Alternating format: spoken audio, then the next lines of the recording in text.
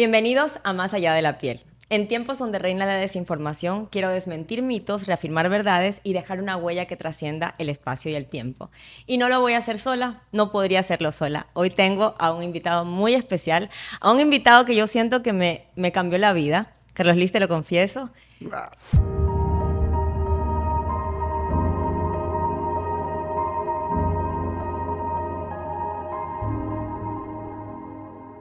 El año pasado para mí hacer ese curso de coaching me abrió los ojos, me abrió la mente, el mundo, o sea, ya leía, ya estaba trabajando en mi crecimiento personal, pero eso tuvo mucho que ver. Conocer a Martita y a ti el año pasado fue de las cosas más maravillosas. Bienvenidos y gracias por estar aquí.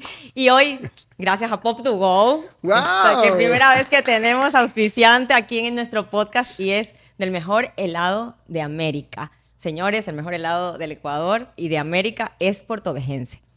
Ganador de Copa América. Ganador de Copa América. Yo estoy primero agradecido, tremenda presentación, Dios mío. Gracias por esas palabras, porque esas son las palabras que siempre digo enriquecen el alma. Y el alma es la que te da la energía para avanzar cuando a veces las cosas se ponen turbulentas. Tu mente y tu cuerpo no puede, pero el alma es la que te lleva y esas palabras enriquecen el alma porque es parte de mi propósito, ¿no? Hacer mis cursos, mis talleres para poder tocar a la gente y que la gente pueda quitarse las vendas, ponerse unas gafas para poder ver el mundo desde una perspectiva mejor que le permita crecer como seres humanos y hacer obviamente un mejor planeta. Así es, y lo estás haciendo maravillosamente, Carlos Luis. Yo creo que tienes ese talento para llegar, no todas las personas, muchas personas tal vez digan, quiero hacer esto, pero...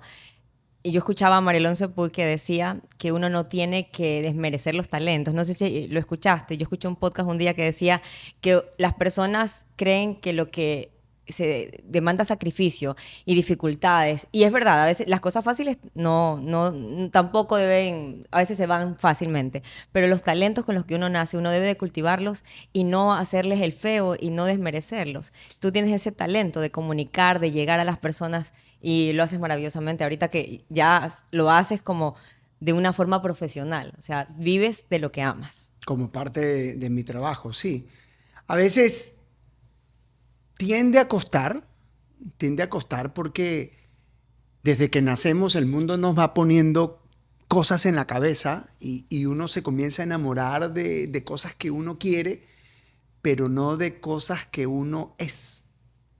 Y ahí creo que está la clave de todo. Cuando comenzamos a trabajar en nuestro interior para descubrir qué somos, ahí comienza a coger sentido todo. Incluso el dolor y los momentos que te hacen tambalear en la vida, que a veces tú decides ir por ese camino. Cuando tienes otros caminos, tú decides, no, me voy por este camino que va a ser más pedroso, que me va a hacer tambalear, pero este es acorde a lo que soy y ahí es donde todo vale la pena. Lo que estábamos hablando, Sí. de las renuncias. Ayer estaba leyendo un libro que decía que hay que renunciar con alegría a ciertas cosas. Así es. Entonces, la renuncia a nuestros trabajos que no nos llenaban ya en cierto tiempo y decir, hasta aquí, este no soy. Y tú decías, tenía a mi esposa embarazada de 3 meses y renuncio a un trabajo para seguir tus sueños. Así es. Y claro, ¿cómo le digo a mi suegra? Porque mi suegra fue la que me prendió los ojos así cuando le dije, renuncié. Y claro, mi esposa estaba embarazada, iba a ser papá por primera vez. Y yo tenía un trabajo y digo, no, ya no, esto no es para mí. Esto no soy, no me siento cómodo, esto no es lo mío. Y renuncio. Y sí, era de locos. Era de locos. Sin Pero embargo, te apoyó tu esposa. comencé a fluir por otro lado. El apoyo de mi esposa es fundamental. Comencé a fluir por otro lado y salimos bien librados de esa locura. Pero sabes que yo leía un libro que se llama Roba como un artista, que hace poco lo publiqué, no sé si lo has leído. No lo leí. Ese libro dice, al final, dice, cásate bien, porque el talento necesita ser apoyado. O sea, si tú te casas con una persona que te dice, ay, y tú piensas que vas a vivir de vender libros, tú piensas que alguien va a leer tu libro, tú piensas que tus talleres van a dar resultados. O sea, hay mucha gente, yo te estaba comentando que antes que empezáramos a hablar, que yo digo, bueno, yo quiero vivir de mis libros, de mis talleres, y me dijeron, ¿Estás segura? Porque, o sea, ¿quién va a leer un libro? En Puerto Viejo no lee la gente. Y bueno, Ese es mira, un en mito. Puerto Viejo no lee la gente. Y me pasó igual cuando yo decidí escribir por primera vez el libro Memorias de un Gordo. Me dijeron, ¿y para qué vas a escribir un libro si en Ecuador nadie lee? Pero en el mundo la gente sí lee. No, Entonces, y sí tenemos gente que lee. acá hay poca gente que lee y nuestro trabajo está en quienes estamos preocupados por esta línea del crecimiento o desarrollo humano, en tratar de ayudar a que la gente lea más para que aproveche esa tecnología, porque yo le llamo a la lectura una tecnología poderosa para adquirir conocimientos, porque la experiencia que tú tienes cuando lees es distinta a la experiencia que tienes cuando ves televisión, porque cuando ves televisión o cuando ves una pantalla, todo está hecho, tú no te imaginas nada. Cuando tú lees, tú creas internamente una experiencia interna que hace que el conocimiento se te pegue más fuerte y que sea más fácil experimentarlo. Y es verdad, estamos en una sociedad en donde no mucha gente lee, en Puerto Viejo y en Manabí no mucha gente lee, pero sí hay, sí hay. En el Ecuador igual, hay ciertas ciudades en donde se lee más que otras, pero en el mundo hay gente que lee. Y yo te puedo decir ahora, a mis 46 años, este año, fíjate que estuve afuera, estuve en Atlanta por el libro, estuve en Bogotá por el libro, por esta fábula de filosofía estoica que lancé últimamente. Y ahora voy para Puebla, México, y voy para Nueva York, y voy para Nariño, para el sur de Colombia, por el libro. Y fíjate que te abre las puertas de una forma impresionante. Entonces, son proyectos que cuestan, son proyectos que la gente que piensa que es un negocio, que uno se hace millonario de un libro, no, eso no tienes que pensarlo. Tienes que pensar en el aporte que le vas a dar a esa poca gente que lee. Va a ser un aporte o sea, poderosísimo. la riqueza es de otra forma. O sea, Sí, así es. la riqueza que adquieres con un libro es diferente. Y comienzas a conocer mucha gente. He tenido entrevistas con gente en España, con gente en Venezuela, live, y todo por esto. O sea, yo creo que te mete en un mundo muy lindo. Y lo mismo, ojo, la experiencia no solo como escritor, sino como lector también. Usted, doctora, ya se ha dado cuenta de lo lindo que es cuando dices, me leí un libro y te encuentras con una persona que también se lo leyó. Y comienzas a conversar y, oye, ¿y te gustó esta parte? ¿Te gustó lo otro? Entonces, eso te da una conexión con personas también súper chévere. Claro, porque hay personas que interpretan el libro de una forma y tú de otra. ¿Te acuerdas tú de una frase, pero a mí me marca una frase y a la otra persona le llega otra? Fíjate, la frase que acabas de decir de que un esposo y una esposa, el matrimonio, ¿cómo fue? Tienes Cásate que apoyarte. bien. Claro, tú tienes que casarte con alguien que apoye tu talento. Ya, y sin embargo, fíjate que respeto mucho la frase del autor, pero mi perspectiva es que, o sea, también lo veo desde otra perspectiva. También es necesario de que la pareja cuestione. Ah, no, claro. No. Él pone como que cásate bien con quien apoye, pero también quien te dé ideas. Claro. O sea, no. Es que se refiere, porque también vi un video donde se hablaba del matrimonio y de las relaciones, donde decían que los 4 jinetes del apocalipsis de un matrimonio, el primero es la crítica destructiva. El hablar para crítica destructiva. Perfecto. Claro, no para desvalidar. Para desvalidar. Okay. La otra es siempre hablar a la defensiva. O sea, siempre quieres ganar. Uh-huh. La tercera es el desprecio. ¿Ya? Yeah. Es como que lo miras al otro por debajo. Tú dices, ay, tengo que Hay una explicar, competencia tóxica. tengo que explicarte con manzanitas. Es que como, claro, tú pasas de ama de casa, tú no entiendes. O viceversa, o sea, la mujer que también ahora trabaja haga sentir menos a su esposo. Creo que, y al final está el que te da igual, o sea, la indiferencia. Que es la peor. La indiferencia, porque ahí hay... Es lo peor. Y entonces estas 4 cosas supuestamente son las que pronostican un divorcio en un 85%. Fíjate que yo con mi esposa practico mucho el desafío. A veces Gaby me llega, o mi hija Polita, que ya es una mujer, 17 años, y ya tiene sus problemas. Entonces Gaby llega y me dice, voy a hacer esto de acá. Entonces yo lo primero que hago es meterle una inyección de anestesia para que no le duela lo que le voy a decir. Entonces le digo, mi vida, te voy a anestesiar. Entonces ella ya sabe a qué se refiere con eso. Cuando yo le digo a ella, te voy a anestesiar, significa que después de decirle eso, voy a comenzar a desafiar esa idea que me está diciendo a mí. La otra vez quería tomar una decisión en su vida y yo le digo, te voy a desafiar, y hago con la mano, como que le meto una inyección y comienzo, ¿y qué va a pasar si esto? Y está segura, y está renunciando a esto por esto. Y entonces comienzo a desafiarla, pero no es una crítica, no es una crítica destructiva, ¿verdad? Es un desafío con una crítica buena, saludable, que es útil. Que es útil, número uno, para validar si la decisión que vas a tomar es la correcta. O número dos, para darte cuenta de que esa decisión mejor hay que desecharla y no tomarla. Entonces, el desafío con amor creo que es una herramienta súper útil en el matrimonio, pero tiene que ser con amor. Claro. No es simplemente llegar y desvalidar o no darle importancia o ser indiferente ante una problemática que pueda traer tu pareja, sino decir, oye, porque si te desafío es porque te quiero, porque estoy preocupado por la decisión que vas a tomar. Pero yo digo siempre, tiene que ser un desafío con amor. Qué lindo eso. Vamos yo quiero que me des los tips para ese matrimonio. ¿Cuántos años tienes casado, Carlos Luis? Con Gaby, bueno, Polita tiene 17 años. 17 años de casado tengo. Ya, fuiste un papá joven. Ya voy a cumplir 18 años de casado el 21 de noviembre. Este 21 de noviembre. Qué lindo, felicitaciones. Gracias, ¿Sabes qué gracias. recuerdo? Que hoy día estábamos hablando y tú dijiste que a ti te hubiera gustado tener todos los conocimientos que tienes ahora con Joaquín, con Polita, pero es que creo que las cosas van pasando a su tiempo, ¿no? Pero es verdad, yo tengo mis amigos, o también cuando yo estaba con mi hija tan más pequeña, hubiera querido haber leído lo que leí después, pero todo eso pasa por alguna razón. Exactamente. Uno le encuentra el sentido después. Hubo una época en donde sí me cuestionaba, decía, wow, ¿por qué lo que estoy aplicando con Joaquín no lo apliqué con Polita? No lo sabía, y de alguna forma me flagelaba porque me sentía mal. Yo decía, ay, pero sin embargo después me di cuenta que Polita no lo necesitó. O sea, que Polita, que todo tenía que ser como fue. Y que tenía que dejar de flagelarme por eso. Y digo flagelarme cuando te cuestionas, te criticas, la autocrítica. Claro, cuando yo me siento mal por algo, yo me pregunto, ¿qué estoy pensando que hago que me sienta mal? ¿Qué me estoy diciendo? Porque esos son procesos inconscientes. Entonces, cuando yo me siento mal, yo digo, ¿qué me estoy diciendo de Poli que hace que yo me esté sintiendo mal?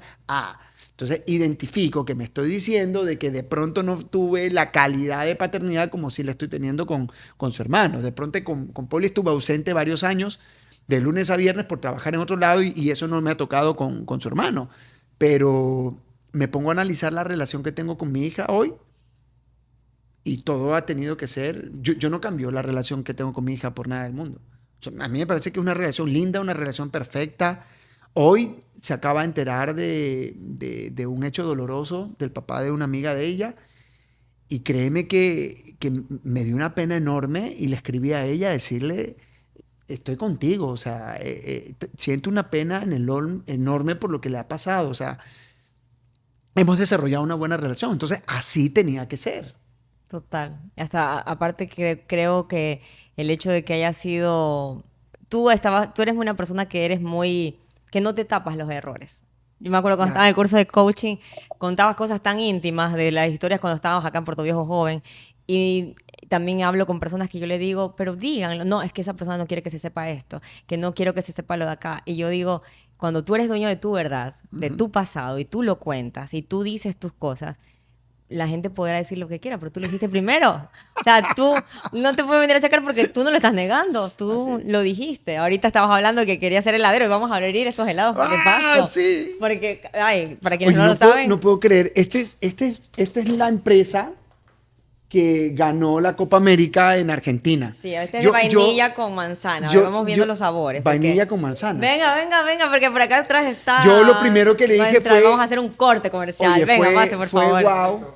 Pase. Carlos Luis, ¿quiere el de pistacho o de vainilla con? ¿Cuál quiere? Este aquí de vainilla con... Yo voy a probar el de chocolate. Oye, cuando yo me acuerdo que... A ver, no me siento orgulloso de lo que voy a decir, pero soy heladero... Gracias, Marco. A más no poder. Y sabes que cuando yo me operé la rodilla... Ya, voy a probar. Yo me tomaba 3 litros de helado diarios en la cama. No me podía parar, no podía caminar. Me enojaba. ¿Te lo permitía el médico? Escúchame. ¿Quién te llevaba el helado? Yo, terco como la mula. Me importaba un comino lo que diga el médico. Gaby me los compraba.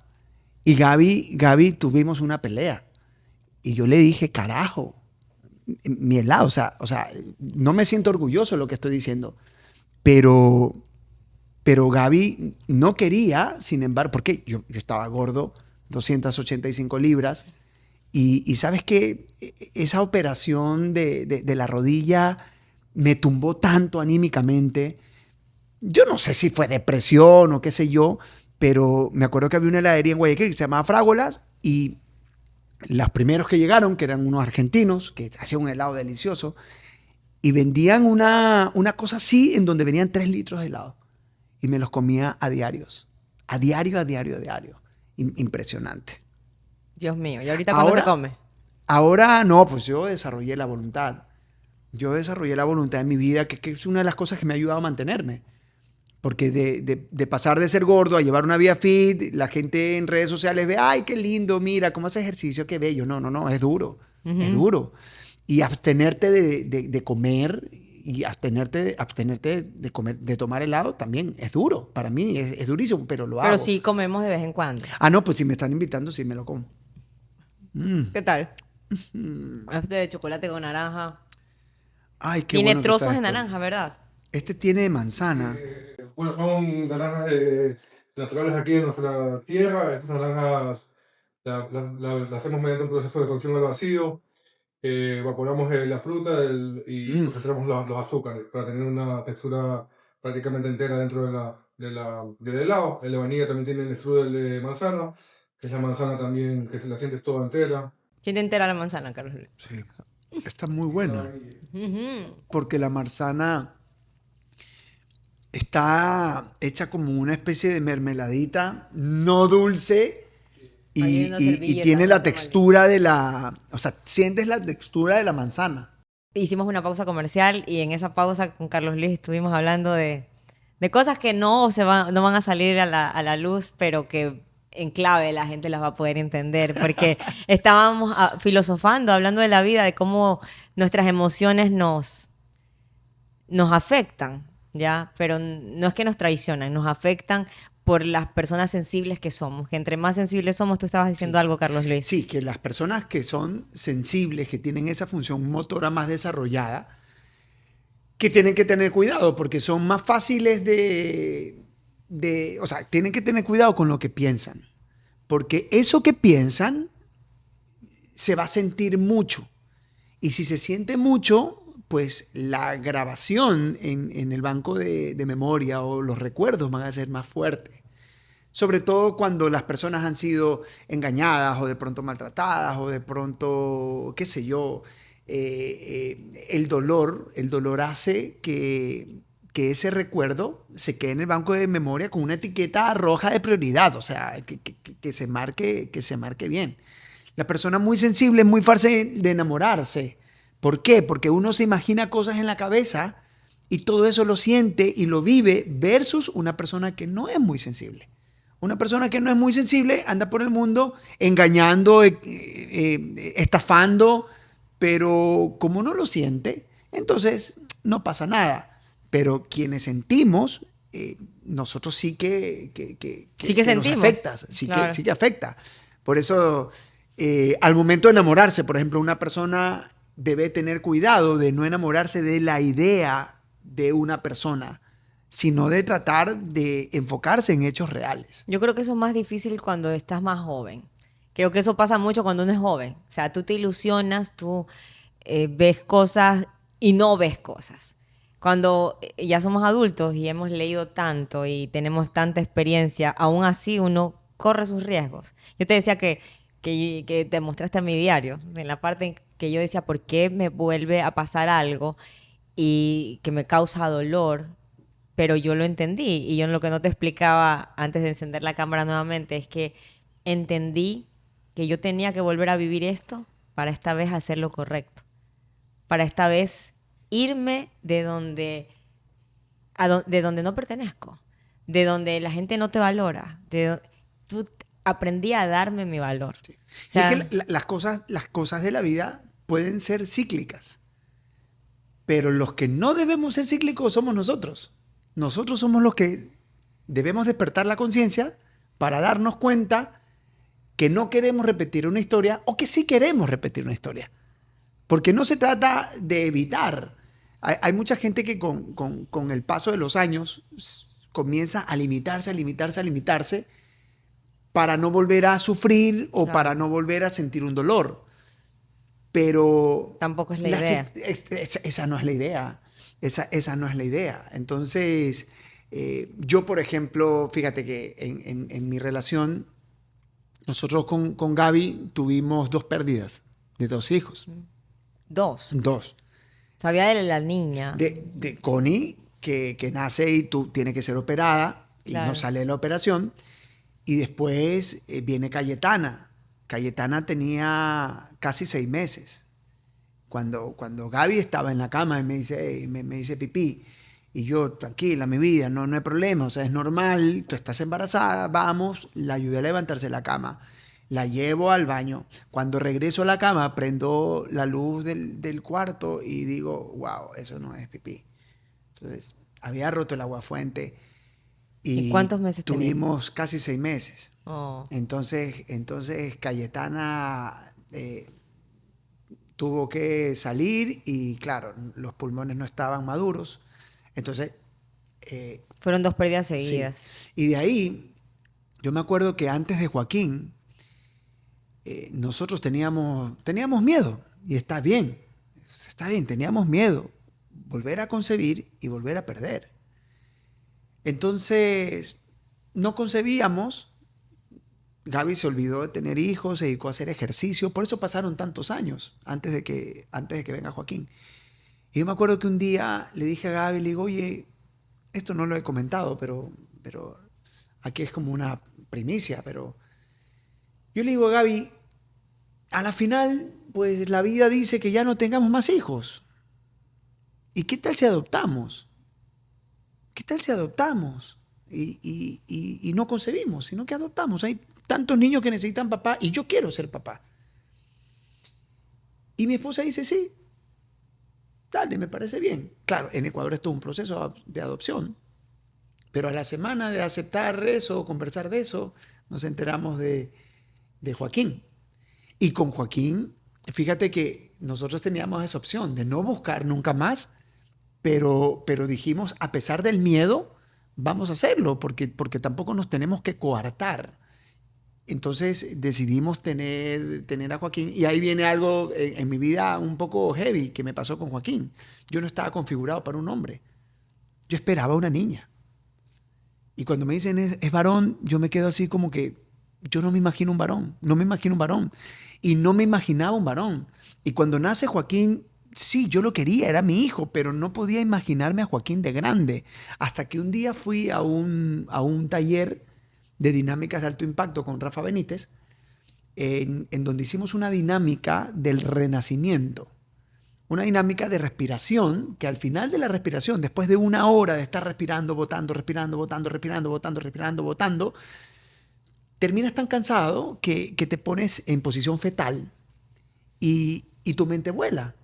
Yo no tenía mucha fe en esa dinámica, se llamaba el renacimiento. Entonces hice esto y en esa dinámica del renacimiento yo logro ver a mi hijo Joaquín grande, lo visualizo y después de esa dinámica comienzo a llorar. Comienzo a llorar y a llorar y a llorar y a llorar. Oye, pero que todo el mundo se ¿Y asustó. cuántos años tenía Joaquín? Joaquín tenía cerca de 3 años. Y yo lloraba, lloraba, lloraba. Y mis amigos chilenos, mis amigos mexicanos, no sabían qué me pasaba porque yo siempre soy alegre. Siempre estoy alegre, siempre estoy contento. Es mi personalidad. El 90% de las veces estoy contento, estoy alegre, échale ganas, estás cansado, vamos. Y lloraba y lloraba y lloraba y lloraba y lloraba y lloraba y lloraba. Y ese día había comprendido de que de pronto, por temor a perder a mi hijo, yo no me permitía soñarlo ni visualizarlo. Y claro, cuando regreso a Guayaquil, mi hijo era chiquito, quizás ni se acuerda de esto, pero lo abracé y le pedí perdón. Le dije, perdóname, hijo. ¿Sabes qué? El miedo no me dejaba visualizarte. Y de ahí en adelante mi relación con él cambió totalmente. De eso habla el libro que te digo. El libro te explica que tu papá, si tú no tienes una relación, por suerte tú tienes ese crecimiento de tu inteligencia emocional, te preocupas por cultivar esa parte, por entender más qué pasa con tu mente, con tu corazón, con tus sentimientos. Y aquí hablan de que las personas cuando son adultas y tienen patrones raros, como que no me gusta el contacto físico, no soy tan cariñosa. Víctor decía que su abuelita, ella escuchaba que decían mi amor y dice, qué pena que ese hombre no tenga nombre, porque para ella eso no estaba bien. Y es porque ocurre algo. Y en el libro dice, ¿cómo fue la niñez de tu padre? Tuvieron una pérdida antes de que te tuvieran a ti. Entonces es totalmente comprensible que tú sintieras ese temor y no fueras tan afectivo o tan como ahora lo eres. Y ahora hago un paréntesis y digo, Joaquín es un niño maravilloso. Ruseli me dice a mí, mamá, Joaquín, ¿te acuerdas que se hicieron amigos? Sí. Hicieron clic. Y dice Ruseli, es un niño que a mí, los niños caen mal, mamá, porque son muy molestosos, pero ese niño es perfecto. Entonces y vio el video que le hiciste por el cumple. Le digo, ¿ya viste el video que Carlos Liz le hizo a Joaquín? Y dice, no, y lo vio. Mamá, qué bello. Y ahí le dio like. O sea, es que es lindo y es hermoso y tú estás creando un hijo maravilloso, Carlos Luis. Sí, yo la verdad que he criado a mis hijos de esa forma, ¿Te ¿no? gusta ser papá? Me encanta ser papá. Me encanta ¿Naciste ser papá. para ser padre? Nací para ser padre. De hecho, es impresionante, pero por ejemplo, yo tengo libros que son comprados en el 2000, en el 2019, y que yo siempre escribo en la primera libros, página ya. del libro la fecha en que lo compro y escribo algo para acordarme. Y hay un libro de fábulas y cuentos chinos que yo dije, este libro lo compro para leérselo a mis hijos. Entonces son libros que yo de niña Polita se lo leía y de niño, o sea, me gustaban las fábulas. Y fíjate cómo después termino escribiendo una fábula que la escribo con mis hijos. Porque yo escribía cada capítulo y mis hijos iban y la escuchaban y lo leían y me daban ideas. Entonces... Y ellos te dicen, papá, estás haciéndolo bien. Sí. Yo con mis hijos tengo esa relación de sinceridad emocional. Me siento mal. Papá, me siento mal. Él me lo dice, mi hijo. Papá, me siento mal. Y yo converso, cuéntame. Y mi hija mayor también. Entonces, eso es maravilloso. Y te pueden decir algo que no les gusta también. O sea, porque los hijos, a veces, el otro día yo escuchaba una mamá que decía que, una niña que decía, a mí no me gusta, a mi papá no le gusta que le digan, le tengo que decir que sí está bien. O sea, como que no le gusta que le digan que algo está mal. Y yo creo que yo sí me permito que mi hija me diga ciertas cosas, porque está bien que te critican. Por ejemplo, con el libro, ella es mi mayor crítica. O sea, a veces me dice, mamá, necesitas ir al gym, estás con celulitis. O sea, mamá, ¿te vas a comer eso? ¿Ya comiste no sé qué? Entonces, y cuando leo el libro, porque ella me dice, mamá, ¿qué has escrito? Entonces yo le digo, estoy escribiendo en mi libro. Y le empiezo a leer la historia, le cuento cómo lo que te estaba diciendo, en qué se está basando. Y ella me dice, mamá, tú sí que sabes contar historias. Entonces, mi crítica ahí, ella me está diciendo eso. Entonces, yo siento que esa es la validación que yo necesito. O sea, aparte de la mía, Claro. la de las personas que son muy críticas, no destructivamente, sino una crítica constructiva que es la de ella. Y qué bonito que es compartir eso con ella. Ahora, yo como aporte a tu proyecto de libro, a mí me parece sensacional. Creo que sí, y creo que es un tema que tiene que ver con de dónde somos, de dónde nacimos, Puerto Viejo y Manabí. Así es. El Manaba tiene un don para contar historias impresionante. O sea, yo recuerdo de niño, no de niño, de adolescente, sentarme en la esquina de la avenida Manabí con Piña y con el abogado Boris. Juntémonos a criticar a la gente. Decíamos, no, en el argot popular es, juntémonos a hacer leña a la gente, o sea, hacerlos, o sea, a criticar, a hablar. Miren que no pero solo son las mujeres. Claro. Carlos Luis está confesando. Entonces nos sentábamos en la avenida Manabí, entonces pasaba alguien en un auto y comenzaba el abogado, mira, ese man anda diciendo que anda con la de aquí, con la de allá. Entonces comenzábamos a chismear, pero como deporte, era chisme deportivo. Ya. Y contábamos Chisme historias, sí, chisme deportivo, y contábamos historias y todo eso, pero eso es muy típico de nuestra tierra. O sea, somos grandes contadores de historia. Y ese es un don que lo tenemos natural. En mi caso igual, por eso escribo, porque me gusta contar historias. Entonces creo que eso está ya inmerso en nuestra cultura y Y va a hacer que el proyecto que tiene de escribir libros sea muy rico. Porque en su consulta también encuentra muchísimas historias. Claro. Lo lindo es que usted, doctora, entendió que la sanación de una persona, si bien es cierto, está en la piel, pero hay algo más allá que debe ser sanado, más allá de la piel y que ayuda a mejorar lo que tenga la piel. Eso le digo yo a mis pacientes. Aquí yo les puedo estar enviando la misma receta, pero lo que cambia es tal vez que lo miré, que lo toqué, que no... muchos pacientes, una vez toqué a una paciente y esa paciente se puso a llorar. Creo que tenía psoriasis. Y me dijo, doctora, a mí nadie me había tocado, ninguno de los médicos a los que había ido. Y me hicieron sentir que esto estaba mal. O sea, solamente por el hecho, aunque me digan que no es contagioso, pero ¿por qué no me tocaban? Y usted me tocó. Entonces se puso a llorar y me quedé asombrada y le pedí disculpas por ese mal rato que pasó, porque a veces también no es por malos, a veces los médicos no nos enseñan.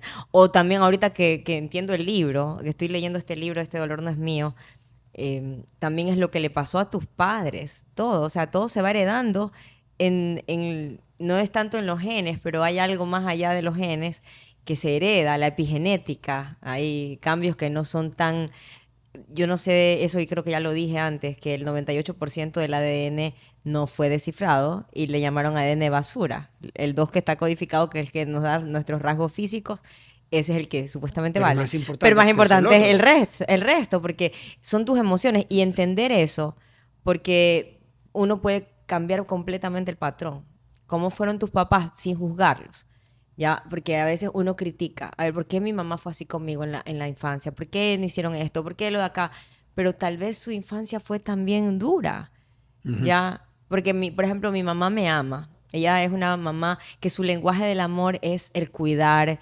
Tal vez no es estar abrazando, porque ella no es mucho de contacto físico. Ahora con sus nietas lo es. Pero mi mami Chela, mi abuelita, ella tampoco era de contacto físico. Y eso que yo digo que es la persona que más me ha amado en el mundo. Pero yo no la recuerdo a ella abrazándome ni besándome así. Pero yo sabía que ella me amaba y me adoraba. ¿Y qué pasó con ella? A ella su mamá se le murió a los 6 años. Bien. Entonces, el que te quiten de tu mamá, en el libro lo comparan con que a un drogadicto le quiten la droga. Un síndrome de abstinencia total. Y esa persona se queda con esa incapacidad del contacto, del abrazo, no, yo no abrazo, a mí eso no es para mí, pero es por todo lo que viene y me asombra. Entonces, qué bonito que es entenderlo para poder cambiar, para romper ese círculo, como dice la película. ¿Sabes qué? Yo, ya que estás lanzando libros leídos, voy a comenzar a lanzar mis libros leídos. Ya, a ver, ese todavía no lo termino, estoy en ese. A mí me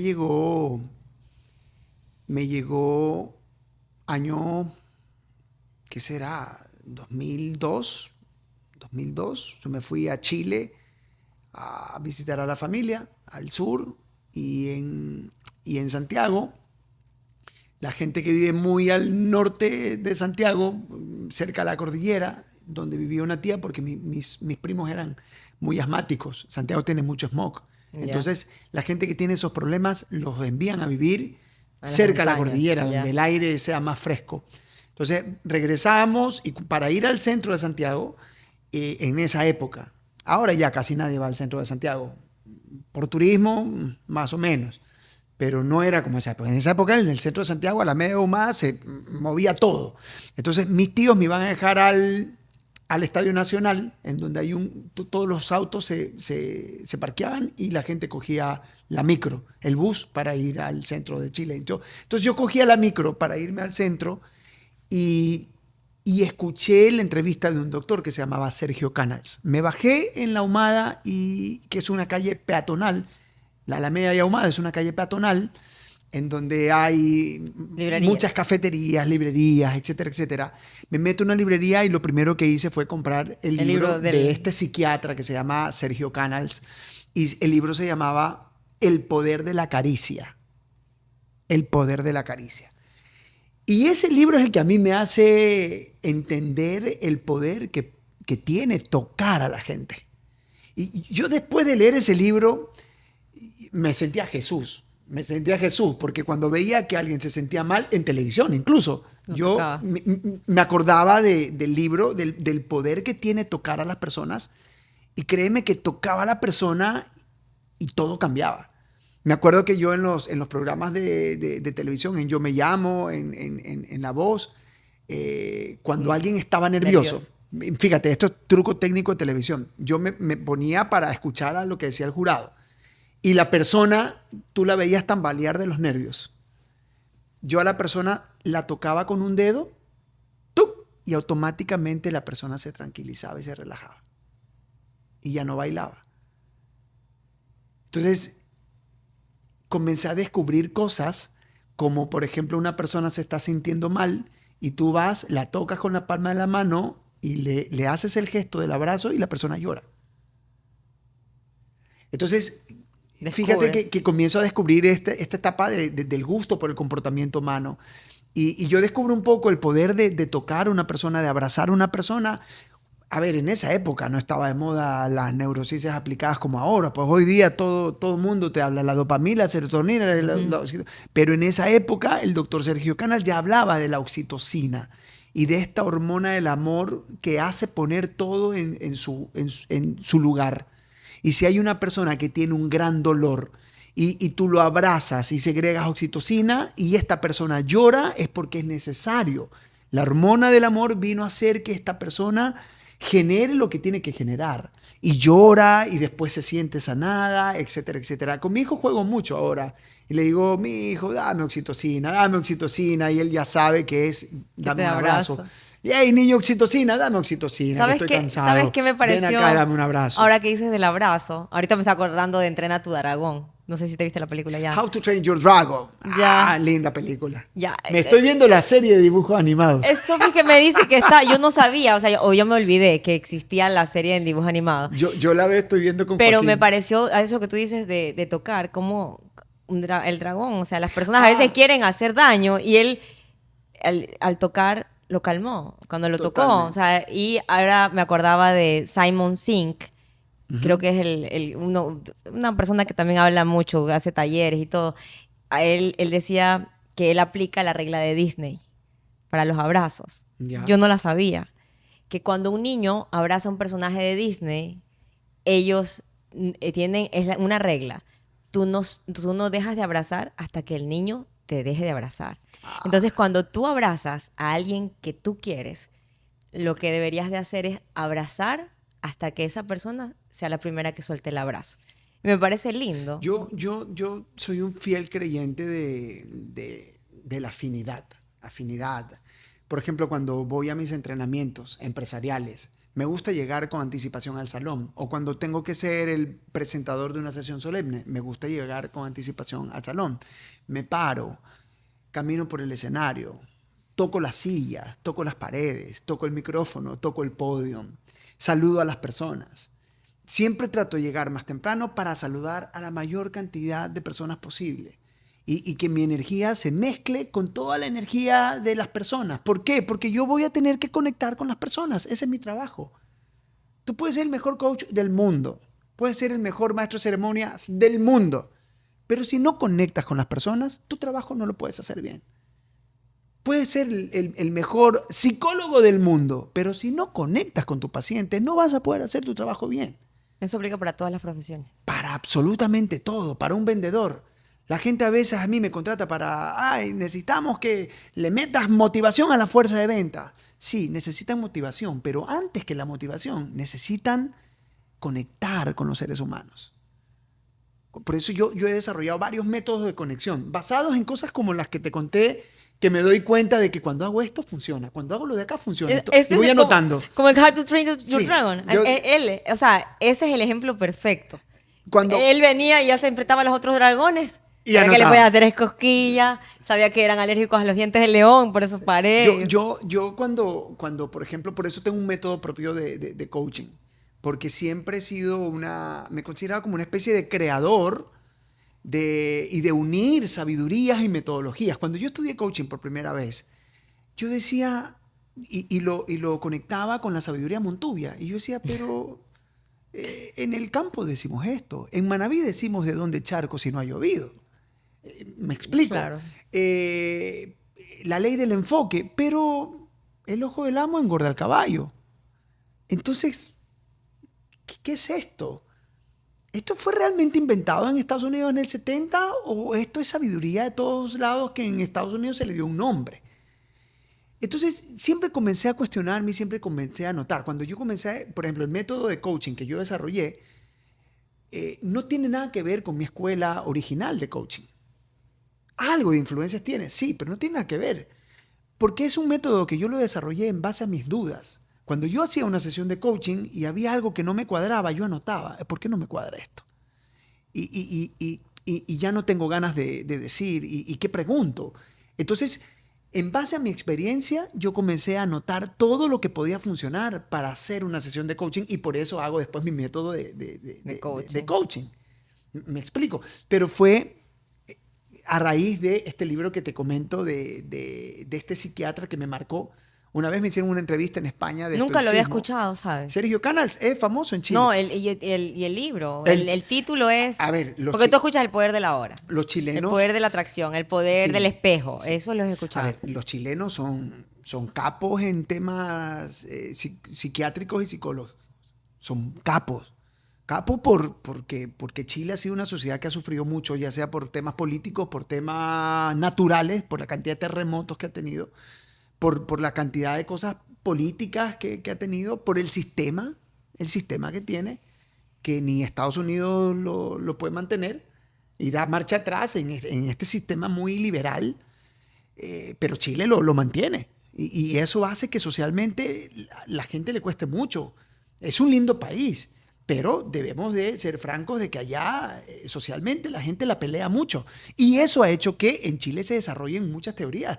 La ontología, el coaching ontológico con el doctor Maturana y todos ellos, o sea, fue desarrollado en Chile.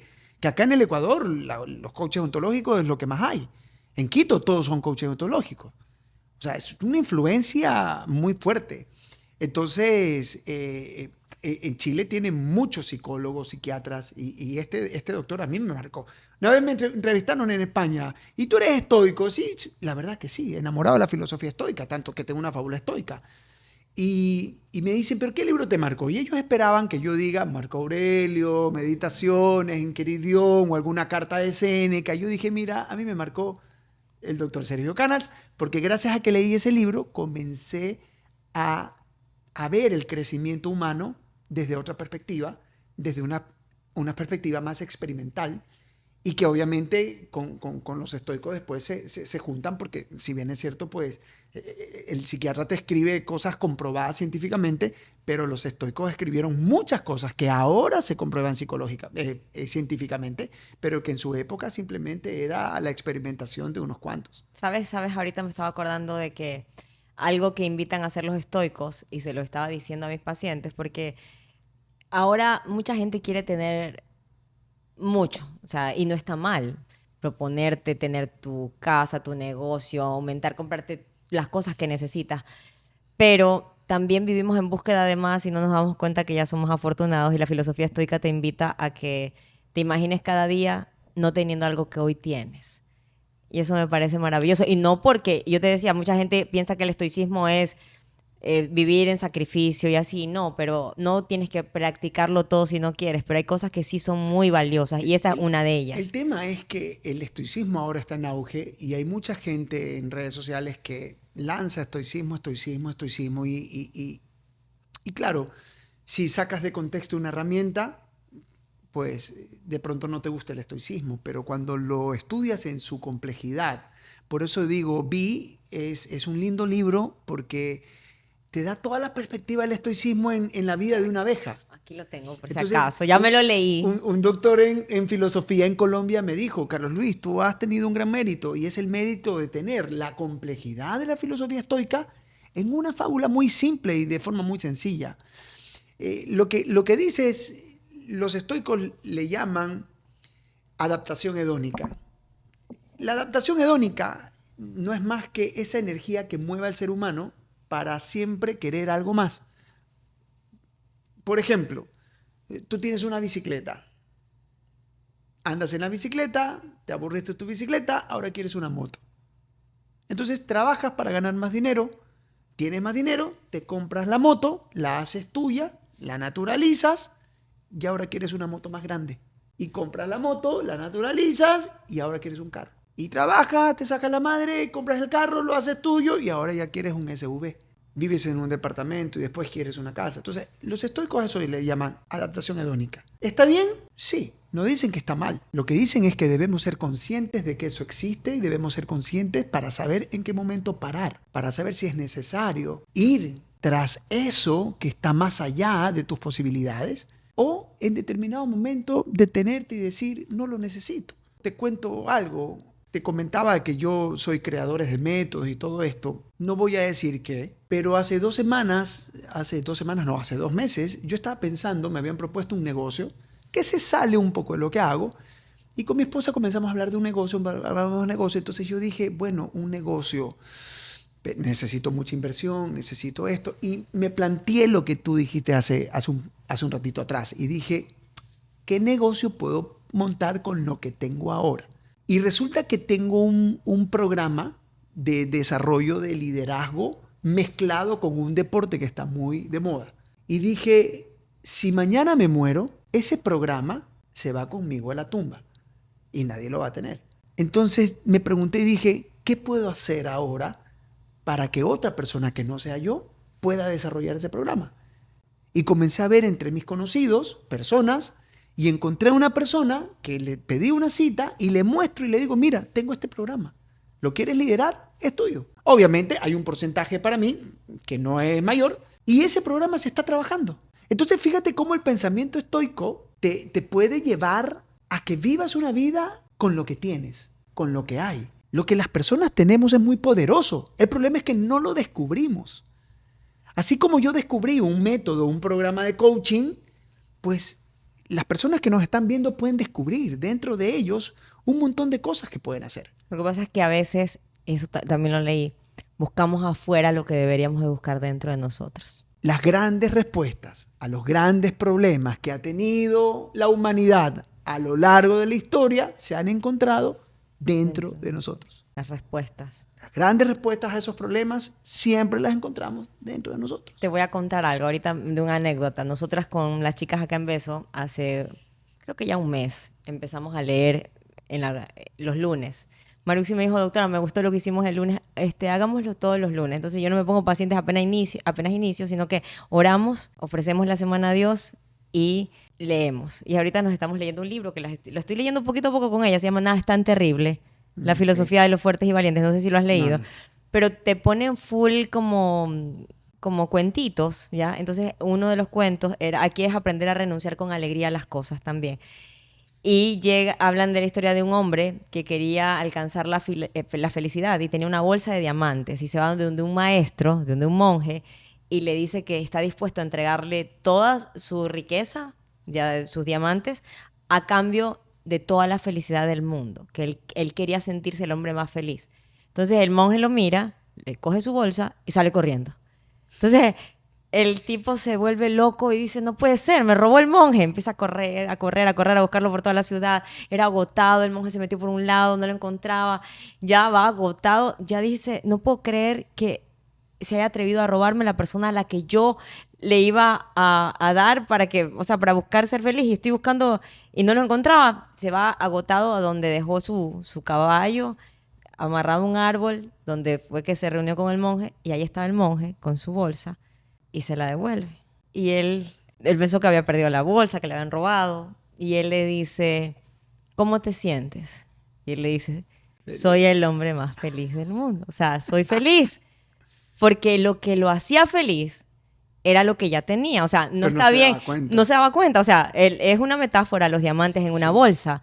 Pero creo que eso aplica para nosotros. Acompañan el estoicismo eso el momento mori. El pensar en que algo no va a ser para siempre. No va a ser para siempre, es transitorio, la impermanencia. Que algo ya no lo tienes. A Epicteto lo criticaban mucho porque él decía, incluso con tus hijos. Es verdad. O sea, despídete de tu hijo en la noche pensando que mañana ya no va a vivir y mira cómo lo vas a percibir, cómo lo vas a ver. Y esto es algo antinatural, pero es una verdad. Es una verdad. Yo lo hago con mi mamá. Mi mamá tiene Alzheimer grado 3, fácil terminar. Y puedo hablar de eso porque creo que he llevado un luto adelantado. Y yo siempre que vengo a Puerto Viejo, me meto un rato donde mi mamá y yo me despido de mi mamá. Yo me despido de mi mamá. Porque sé que la próxima vez que la vea, capaz ya no va a estar. Entonces, me duele, pero siempre le digo, mamá, gracias por todo lo que me diste. Gracias por haberme formado. Y Tu mamá es una guerrera, pues. sí, Tu mamá era exiliada mi mamá vino de Chile, mi mamá pasó cosas muy muy duras duras. en la dictadura militar y siempre me los contó. Pero Ella quería ser yo monja. soy... No, no, No, ella no. disfrazada, se disfrazó de monja Ah, se para disfrazó salir de monja. de acá, pero no. Y yo le agradezco todo lo que me dio y le digo, gracias a ti soy lo que soy, porque gracias a ella pude estudiar. Hubo una etapa en donde mi papá está muy complicado y mi mamá sacó las cosas adelante, lo ayudó a mi papá. Entonces, yo lo hago así y me ayuda de alguna forma a ser más consciente de mi mamá. Me preparo para ese dolor que va a venir en algún momento y no se trata de que prepararte para no llorar, no, cuando muera mi mamá yo voy a llorar y voy a llorar como un niño y voy a llorar todo de la vida y trato de hablarlo con mis hijos también y siempre que lo hablo con mis hijos me preguntan por su abuela y yo les cuento historias de la abuela. Pero ese es como este tipo de herramientas me ayudan a mí a transitar la vida. Pero esto que yo vivo no es algo ajeno a los demás. O sea, a todos nos va a pasar. A todos tus papis van a morir. Es que si algo tenemos seguro.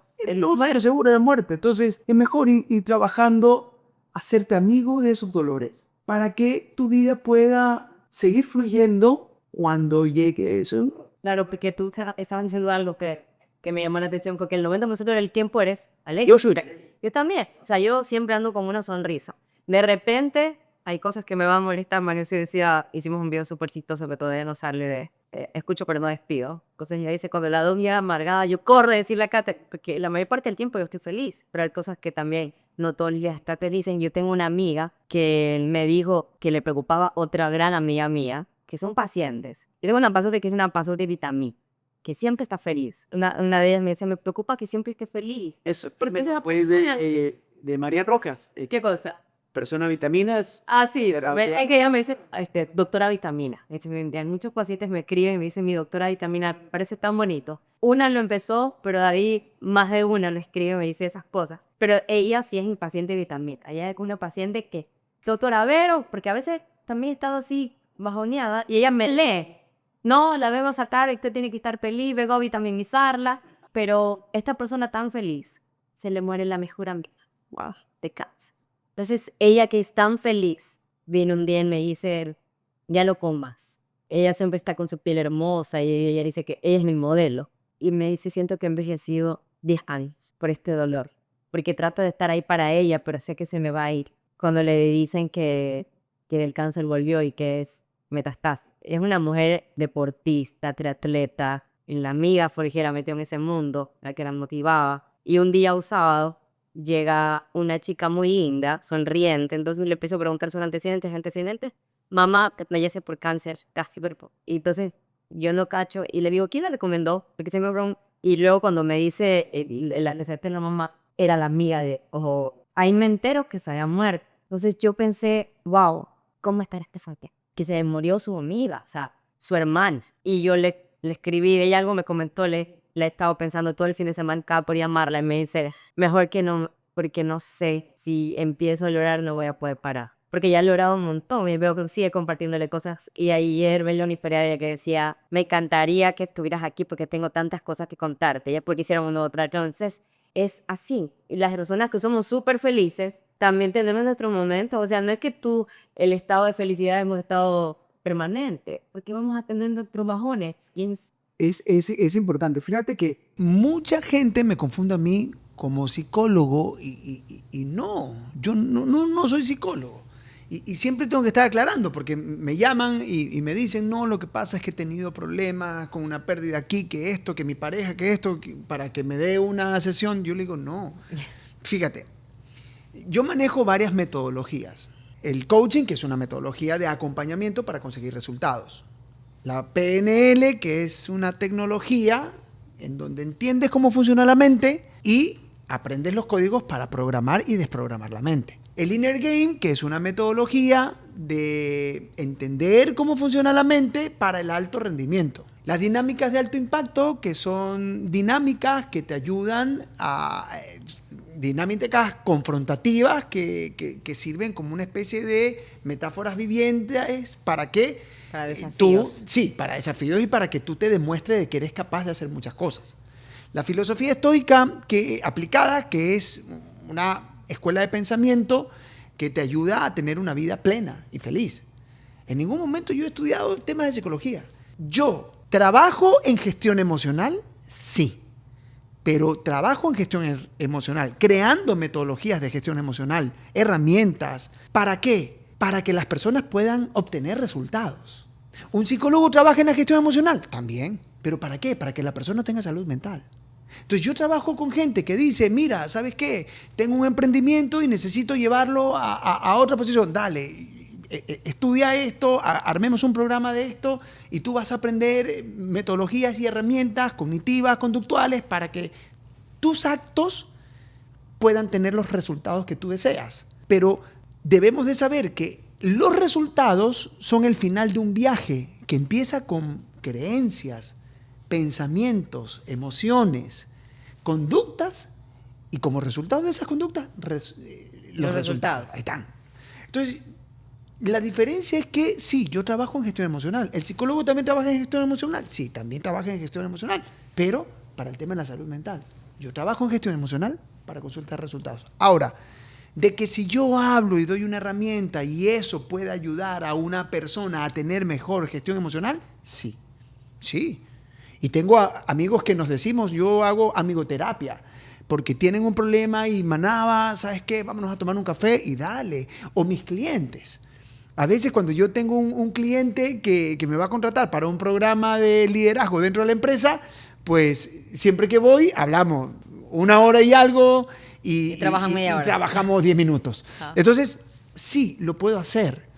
Que mucha gente ha estudiado coaching conmigo y que me dice, Carlos Luis, nunca más necesité ir a un psicólogo. Carlos Luis, a partir de que estudié contigo, entendí que en mi vida esto y emocionalmente me fue mejor. O Carlos Luis, yo tomaba estas pastillas y a raíz de que estudié contigo, nunca más volví a necesitar porque ya no tengo esos ataques de ansiedad. Genial, maravilloso. Y eso es algo bueno que tiene esa área de la vida que se llama crecimiento humano. Para vivir una vida plena, fíjate que esto es muy estoico, los estoicos buscamos vivir una vida plena, pero para tener plenitud de nuestra vida debemos enfocarnos en las distintas áreas de la vida. Y hay muchas teorías de cuáles son las áreas más importantes de la vida, pero por lo general, en distintas filosofías se ha llegado a la conclusión de que son 5 las áreas más importantes de la vida. La familia, el tema laboral, el tema físico, en donde entra la salud, el tema espiritual y el crecimiento humano. Y aquí es donde nosotros trabajamos, en esta área. Nosotros trabajamos en el área del crecimiento humano. ¿Cuál es la más importante de todas? Para mí, el crecimiento humano. Carlos Luis, pero es más importante que la familia, es más importante que la espiritualidad, es más importante que la salud física. Yo le doy más importancia al crecimiento humano. Porque una persona que crece, que se desarrolla como ser humano, puede atender de mejor manera las otras áreas de la vida.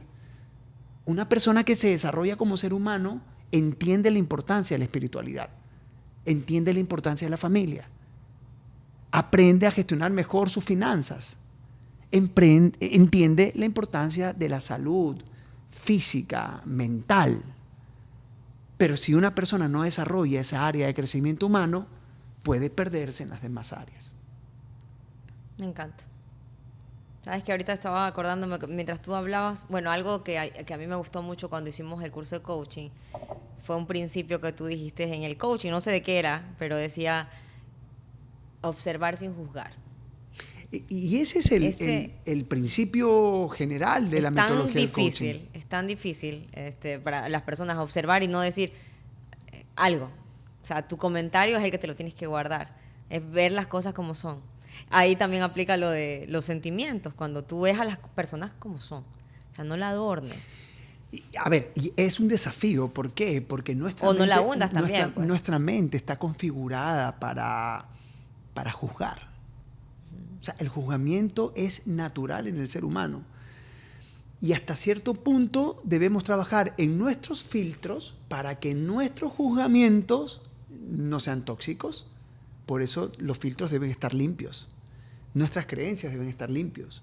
Sanar con dolores pasados, debemos estar limpios para que el juzgamiento no sea tóxico. Luego, ser capaz de detenernos para, por momentos, poder ver las cosas como son, no como lo que queremos que sea o creemos que es. Entonces, el observar sin juzgar es fundamental, pero no, es todo un desafío, porque te toca desarrollar la habilidad de detenerte para observar qué estás pensando y poder detener los pensamientos que estás teniendo. Entonces, es una habilidad, más que un principio, es una habilidad que toca desarrollar. Pero, sin embargo, fíjate que es el primer principio del método Trainers. Ya. ¿Por qué el primer principio? Porque a mí me parece que es el inicio del cambio. Si una persona quiere emprender en el desarrollo personal, lo primero que tiene que hacer es desarrollar la habilidad de detenerse para observar qué estás pensando y tratar de no juzgar las circunstancias que ocurren en la vida. Claro, yo creo que también las personas juzgamos cuando algo nos molesta de otro. Eso ha sido tan cierto. Cuando tú estás criticando algo o cuando algo te molesta o tú estás dando una charla y a alguien le molestó, es porque le llegó, porque se identificó con algo que tal vez no hizo bien, y tal vez eso que criticamos mucho es algo que tal vez tenemos que analizar en nosotros. Esa es una teoría. Ya. O sea, puede ser y puede que no. Y puede que no. Ya. Yo soy muy cuidadoso, por ejemplo, de las distintas teorías que vienen desde la psicología. Ojo, no porque tenga algo en contra de la psicología. No. Me parece genial, pero, por ejemplo, los lenguajes del amor, para mí son una teoría. No lo sé. Eso de que tú manifiestas tu lenguaje del amor por una carencia que tuviste en algún momento. Me parece una teoría muy fantástica, muy encantadora, pero yo en lo personal no me muevo por ese tipo de teorías. O sea, creo que cada persona es un mundo diferente y puede tener una determinación diferente. Ahora, fíjate que el ser humano, por quererlo generalizar, por quererlo juzgar, busca estas teorías. De la misma forma respeto mucho, por ejemplo, que lo hemos conversado, me hablaste del libro de Este dolor no es mío, Claro. que tiene mucho que ver con constelaciones familiares. Hoy están muy en auge las constelaciones familiares, que son maravillosas, son lindas, me encanta ver las películas, las historias de constelaciones familiares. La otra vez me atrapó en La lista de deseos. En Guayaquil hacen constelación con caballos, y eso me parece a mí fantástico. Luego no me meto a estudiar ni me meto a profundizar eso, tampoco en mi vida. Cuando hay teorías que me dicen, no, es que cómo fue tu padre, cómo fue tu abuelo, yo digo, bueno, como tenían que ser, como tenían que haber sido. Pero eso ya no puede hacer que yo haga cosas diferentes. O sea, lo único que puede hacer que yo marque la diferencia de aquí hacia adelante es lo que yo comience a pensar ahora y el significado que le comience a dar a las cosas que han pasado en mi vida ahora y del presente hacia el futuro. Yo, por ejemplo, manejo hipnosis ericksoniana, pero jamás para irme al pasado. La hipnosis ericksoniana que hago y que enseño es para coger una habilidad que tienes y potencializarte para el futuro, para que con esa habilidad puedas visualizar las cosas que puedes hacer en el futuro y quede guardado en tu inconsciente de tal forma que sea más fácil llevarlo a la realidad. Pero yo soy muy respetuoso de esas teorías. O sea, creo que funcionan, hay mucha gente que está haciendo constelaciones familiares y fantástico, pero yo en lo personal no. ¿Por qué? Porque no es parte de mi trabajo. Claro, pero sabes que el libro, yo no lo estoy haciendo, pero hay cosas que sí rescato y que cada persona puede tomar, porque a mí me gusta mucho la parte del coaching, pero también cuando leo un libro y digo, ahora entiendo ciertas cosas. Y justo a veces los libros, no sé si te pasa, pero a veces llega un libro en el momento que tú necesitabas leerlo. Sí. Yo siento que es así, o sea, llegan libros a mi vida y yo digo, no puedo creer que estoy leyendo esto. Y en realidad, todo libro que cuente una historia trabaja de de esta forma metafórica con la mente, porque la mente analítica está buscando coincidencias. Entonces, inconscientemente... el sistema reticular activador ascendente. Sí, o sea, nosotros, por ejemplo, lo que pasa con Vi, que la gente me dice, Carlos Luis, yo abro cualquier página de la fábula y leo la historia de la abeja y es como que me dice la solución a mi problema. ¿Por qué? Porque es una metáfora. Entonces la gente lee la metáfora, lee esta historia de esta abeja que cruza por desafíos y la mente comienza a linkear los desafíos de la abeja, la tormenta con el problema económico que tiene, el águila con la persona que te quiso hacer daño, la sombra de la muerte con tus padres, tus hijos, tus seres queridos y el aprender a valorarlos más. Entonces, eso es lo lindo de leer, que te metes en las historias y tu mente, por un efecto metafórico, comienza a ordenar o a conectar las cosas que o lo adapta a te lo que ayudan a resolver el problema. Pasa con la Biblia también. Abre la Biblia, tengo un problema y abre cualquier página de la Biblia. Tú piensas en el problema y en la solución. Por eso en Vi, no sé si viste, pero en el inicio de Vi, yo hablo y digo, esto no se trata de lo que vas a leer, sino trata de lo que vas a hacer con lo que vas a leer. Sí, ahí hay algunas cosas rayadas. Pero por ejemplo, yo en Vi, mira lo que pongo en la introducción. Y yo hago un compromiso con ellos, pero también la gente tiene que hacer un compromiso. ¿Qué esperas de esta fábula? O sea, piensa en un problema, qué situación adversa quisieras clarificar al leer esta fábula. Lo que estoy diciendo es piensa en un problema que tengas. Como adolescente, como padre, como madre, como emprendedor, como empresario, piensa en un problema que tengas y comienza a leer la fábula. Y al final de la fábula me cuentas. Eso le digo a la gente.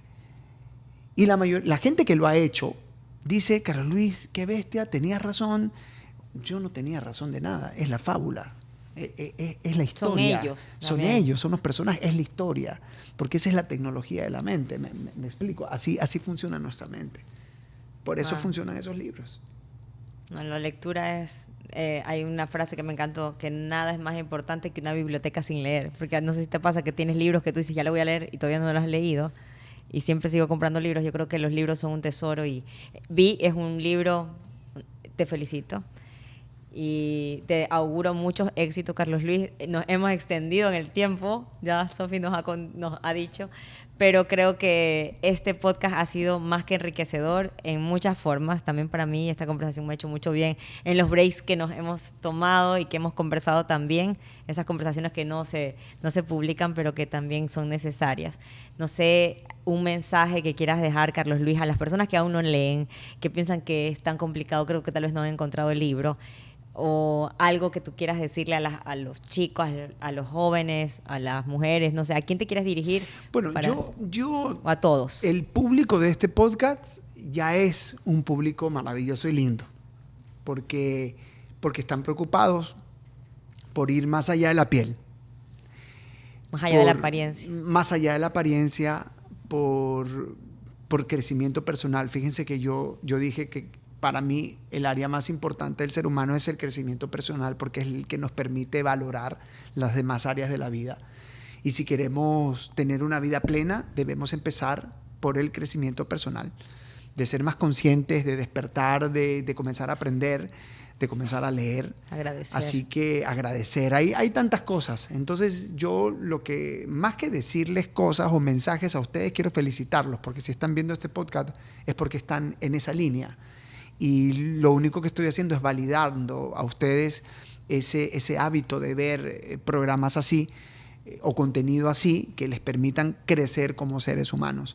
Y de ahí, pues bueno, yo a las órdenes, pues soy un creador de contenido, pues trabajo a nivel empresarial para que las empresas tengan resultados transformando seres humanos. Esa es mi misión. Y bueno, presentarles Vi.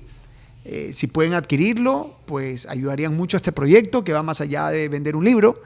Este es un proyecto que busca llegar a la juventud de Latinoamérica, así que necesitamos de su ayuda, necesitamos que usted lo compre, porque cuando lo compra está alimentando una idea futura de querer formar a nuestros chicos en la virtud estoica. Así que lo pueden comprar en buscalibre.com, les llega a la puerta de la casa.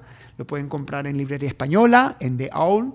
En estas librerías también, si las buscan en Instagram, pues van a encontrar que también les envían el libro a la casa. Y lo vamos a tener aquí en Beso también muy pronto. Ya vamos a definir fecha con Carlos Luis para poder leer el libro con él aquí, las partes más relevantes. Cada persona va a decir qué es lo que más les gustó. Sería ideal que lo lean antes de esa reunión. Gracias, Carlos Luis, por tu sabiduría, por tu amistad, por haber venido. Y gracias a ustedes por escucharnos. Espero que este haya sido uno de sus podcasts favoritos. Gracias.